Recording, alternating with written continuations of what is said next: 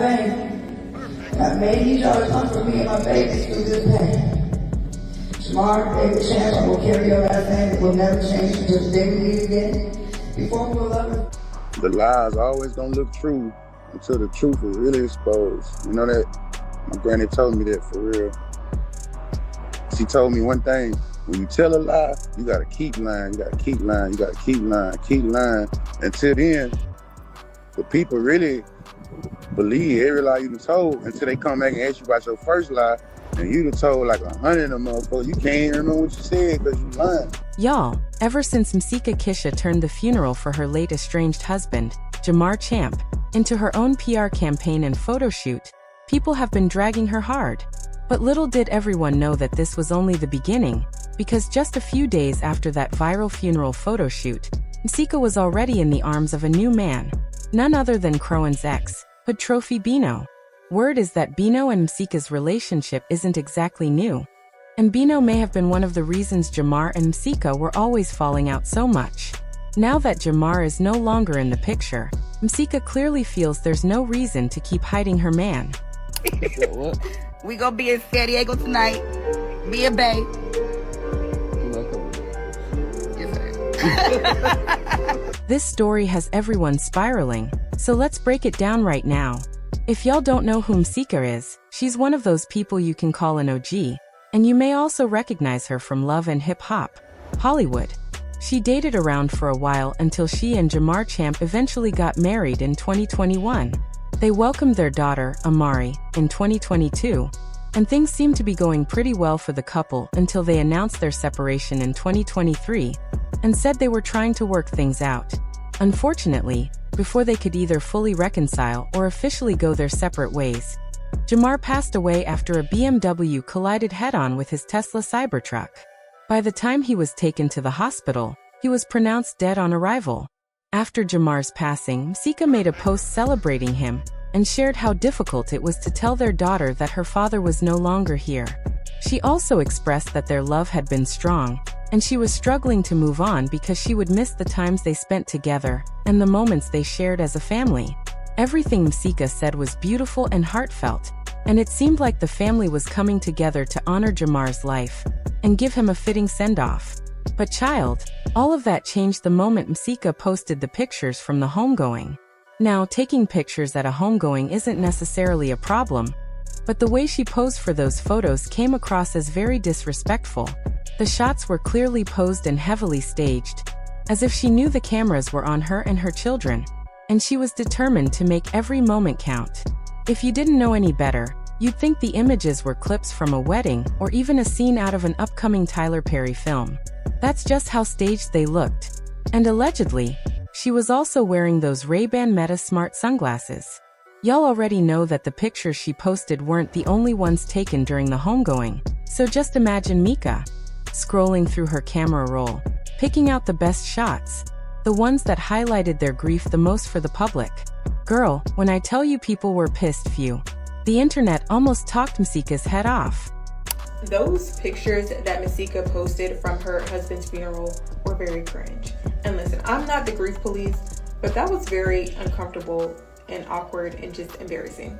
Now, I defended Masika in the beginning because a lot of people were saying, you know, well, her and her husband were separated, they were estranged, they weren't even together. And I feel like that's irrelevant because you are still allowed to grieve. That is somebody that she loved enough to marry, loved enough to have a child with, and even like integrate him in her, you know, first daughter's life, to the point where he even posted, you know, her other daughter on his Instagram as though, you know, that was his daughter too. So they definitely shared a bond. And so I feel like her grieving, even though they were separated, is not abnormal, right? I don't even think the fact that, you know, she was making little statuses on Instagram stories was weird, because when you lose somebody, sometimes you don't know what to do.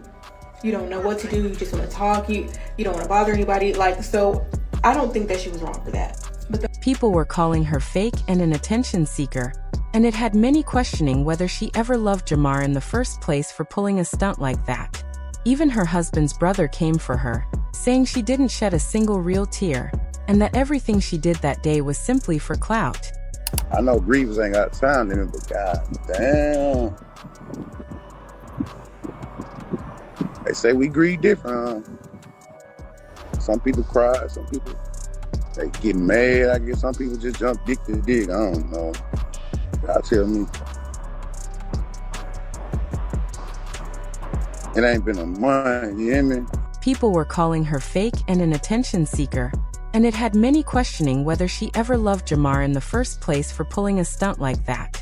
Even her husband's brother came for her, saying she didn't shed a single real tear, and that everything she did that day was simply for clout. How do y'all be finding each other? You found me? I was minding my business. I ain't, no. You didn't find me? We got each other. I ran into you. Oh, really? I don't keep up with nobody. I don't give a fuck about nobody. I ain't worry about nobody. I do whatever the fuck I just don't keep up with nobody. And that's why I think we connected. We don't watch TV. I didn't even watch myself when I was on TV. So, I'm not gonna watch. Even though Mika and her husband were separated at the time of his passing, people still felt it was very distasteful for her to be posting and moving the way she did less than a month after he passed away. Even Jamar's people weren't happy about it, because Redface came online blasting Mika for being broke and doing all of this for attention. This is where things took a left turn, because Redface basically confirmed what everyone else had been thinking when he said, "This lady came out here and made everyone's life a living hell while we were grieving our loved one. She wanted money, clout, and pictures. That's it." According to him, Masika wasn't truly mourning her late husband and the father of her youngest child. Instead, she was out here milking the situation for money, clicks, and attention, just pretending to care. And as soon as she got what she wanted, she dipped. It was as if she only showed up to stage that photo shoot. But Mika wasn't about to let Redface drag her without clapping back. She accused him of being bitter because she didn't choose him the way he wanted. Then, the next time she spoke out, Mika tried to distance herself from the situation entirely, basically saying she didn't owe Jamar or anyone else anything because they had been separated for 2 years. Everyone knows me and my husband had been separated. That was no secret. Now, we were co-parenting, raising our daughter. Both daughters. He's been very active in Kari's life since she was 9. I mean, since she's 9 now, since she was 4. I planned every single detail, everything. None of them niggas helped me. As far as the photographer, I don't know any fucking photographers in Houston. I asked Gayface if he could get me a photographer for the balloon release. Not the funeral, the balloon release. Weird ass niggas talking about she didn't cry at all. First of all, I don't have to cry. But second of all, I was crying my eyes out. And I've cried every single fucking day.